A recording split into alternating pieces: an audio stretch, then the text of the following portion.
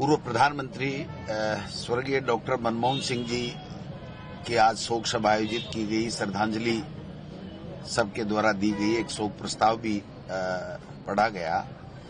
Doctor Manmohan Singh ji देश और दुनिया में उनका नाम है। उनके अपने काम की वजह से, उनके स्वभाव, उनका जो व्यक्तित्व था, 10 साल वो देश के प्रधानमंत्री रहे।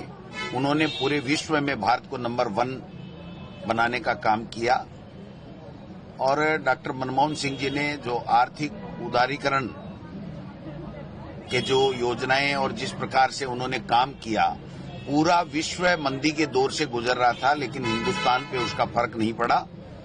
आज हर बच्चा ये बात कहता है कि मनमोहन सिंह जी 10 साल में थे, तब हम आज हिंदुस्तान इस स्थिति में बना हुआ है, वरना उस टाइम हम लोग आर्थिक मंदी की चपेट में आ जाते। मनरेगा हो, काम का अधिकार दिया, शिक्षा का अनिवार्य कानून, राइट टू फूड, 72,000 किसानों के कर्जे माफ, एक गरीब को, पिछड़े को, दलित को, किसान को, छोटे व्यापारी को कैसे ऊपर उठाया जा सके, गरीबी रेखा से लोगों को कैसे ज्यादा से ज्यादा निकाला जा सके और प्रति व्यक्ति आमदनी कैसे बढ़े, हर वर्ग कैसे खुशहाल रहे और देश कैसे प्रगति करे, इस दिशा में उन्होंने 10 साल काम किया। आज लोग तुलना कर रहे हैं कि मनमोहन सिंह जी का जो काम, उनके जो कानून और उनकी जो फ्लैगशिप योजनाएं किस प्रकार की थी, और 10 साल से मोदी जी हैं।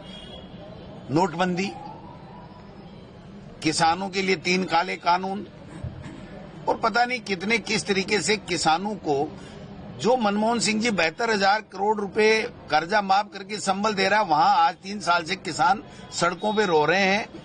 इनके वादे के पूरा कराने के लिए कि एमएसपी हम लागू करेंगे, ये वादा उन्होंने किया था, और फिर लिखित में समझौता करने के भी 2 साल बाद में भी वो लिखित में समझौता हुआ, उसकी पालना करेंगे कि नहीं करेंगे, इस बात के लिए भी दिल्ली में नहीं भेजा जा रहा। और यहाँ राजस्थान में तो हद ही हो गई, जब जनता की डिमांड के ऊपर प्रशासनिक दृष्टि से लोगों को सुविधाएं मिले, हर गरीब व्यक्ति भी अपने काम कराने के लिए जिला कलेक्टर के, एसडीएम के, तहसील के, पंचायत समिति में, बीडीओ के पास में और संभागीय आयुक्त के पास में, आईजी के पास में जा सके, उसको लेकर करके जब हमारी सरकार ने जो 3 संभाग और जो 9 जिले खत्म किए, ये बनाए थे, तो आप समझ सकते हैं कि इन्होंने 12 महीने में केवल इनकी एक ही उपलब्धि है कि दिल्ली से पर्ची आई और उस पर्ची को पढ़ दिया। वो गलत है, सही है, इससे कोई लेना देना नहीं है।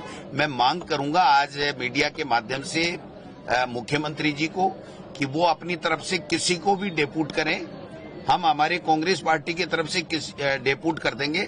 आप बताएं कि आपकी ये जो कमेटी थी उसमें क्या मापदंड थे, और हमारी कमेटी में हम बताएंगे कि क्या मापदंड थे। हमारी कमेटी ने पूरी तरीके से सही मापदंड मान करके जनता की जो इच्छा थी, जनता की जो मांग थी, उसके मुताबिक काम किया। और आपने एक बीजेपी के कार्यकर्ता को, ललित के पवार बीजेपी ज्वाइन कर चुके, बीजेपी के कार्यकर्ता से ये 9 जिले और 3 संभाग खत्म करा दिए। आपको थोड़ी, और वो भी ऐसी डेट ले ली कि 1 तारीख से फिर जनगणना के कारण से भारत सरकार की रोक रहेगी, ना आप कोर्ट में जा सकते हो और आप 2 साल कुछ बात भी नहीं कर सकते हो। तो इससे बड़ा अन्याय क्या हो सकता है? अगर उनको कहीं लग रहा था कि हमारे जिले में किसी सीमा को इधर उधर करना है, किसी तहसील को निकालना है, किसी पंचायत को निकालना है, किसी राजस्व गांव को निकालना है, तो वो कर सकते थे। उनके पास में 12 महीने थे। आज आप समझ सकते हो कि किस प्रकार से लोगों में एक एसपी से कोई बात हो जाती, कोई न्याय नहीं मिलती, तो आईजी के यहाँ हमारे जैसे सीकर में चला जाता, बांसवाड़ा में चला जाता। तो ये सारी चीजें 12 महीने में इन्होंने कुछ नहीं किया। सड़क और सदन के अंदर कांग्रेस पार्टी आम जनता के हितों के लिए, उनके साथ में जो इस सरकार ने, पर्ची सरकार ने जो कुठाराघात किया है, उसके साथ आंदोलन भी करेंगे, उसके साथ कंधे से कंधे मिला के लड़ाई लड़ेंगे और इनको झुका के रहेंगे, ये मैं कहना चाहता हूँ।